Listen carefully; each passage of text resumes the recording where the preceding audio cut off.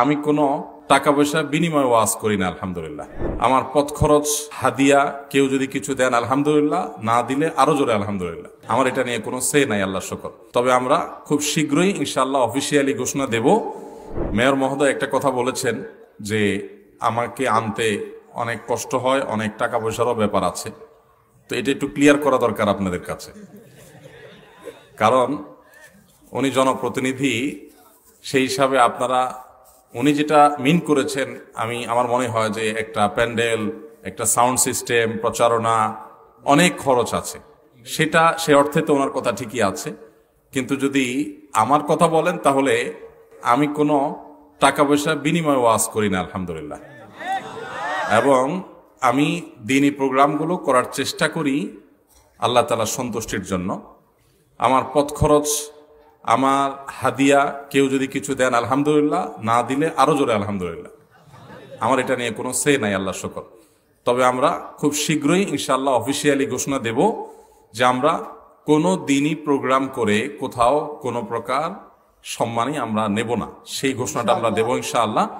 এবং তার আগে আমি একটা ছোট বিজনেস রান করার প্ল্যান পরিকল্পনা করছি, যে অন্তত ডাল ভাতের জোগাড় সেখান থেকে যেন হয়। আলহামদুলিল্লাহ ডাল ভাতের জোগাড় এমনি আছে, কিন্তু আরো একটা দৃশ্যমান একটা উপায়, একটা মাধ্যম যেন থাকে, যেখানে আমি হালাল উপার্জনের জন্য কায়িক শ্রম দিতে পারবো এবং অন্যদেরকে উদ্বুদ্ধ করতে পারবো। এই দৃশ্যমান করার উদ্দেশ্য হলো সেটা, যে অন্যরা উৎসাহিত হবে। ওলামা একরাম সমাজের সকল উন্নয়নমূলক কর্মকাণ্ডে নানাভাবে তারা জড়িত হবেন, সমাজকে এগিয়ে নেওয়ার পিছনে ওলামারা ভূমিকা রাখবেন।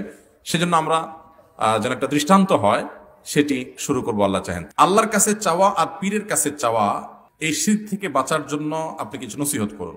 আল্লাহর কাছে চাওয়া, এটা তো আল্লাহ তাআলা নির্দেশ করেছেন, উদউনি আস্তাজিব লাকুম, তোমরা আমার কাছে দোয়া করো, আমি তোমাদের দোয়া কবুল করব। আল্লাহ তাআলা বলেছেন কোরআনে কারিমে, আমাদেরকে প্রত্যেক রাকাত নামাজে শিক্ষা দিয়েছেন, ইহদিনাস সিরাতাল মুস্তাকিম, ইয়াকা না'বুদু ওয়া ইয়াকা নাস্তাঈন। আল্লাহ তোমার কাছে ইবাদত, তোমার ইবাদত করি, তোমার কাছেই সাহায্য চাই। তাহলে সাহায্য চাইবো কার কাছে?